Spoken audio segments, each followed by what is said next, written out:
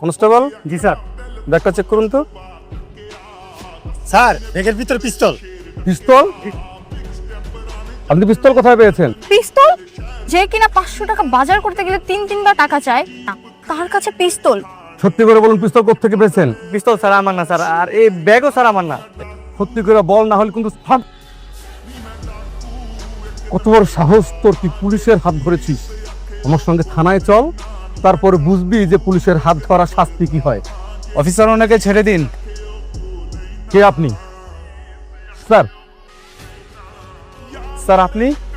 Undercover officer Simon Shoaib. ওনাকে harass করছেন কেন? স্যার ওনার ব্যাগে পিস্তল পাওয়া গেছে। ওটা আমি দিয়েছি ওনার সেফটির জন্য। স্যার আপনি গাড়িতে বসুন। Do your own duty. ছেড়ে দিল? কোথায় যাবেন আপনারা? সামনের গাড়ির লোক। ঠিক আছে যান।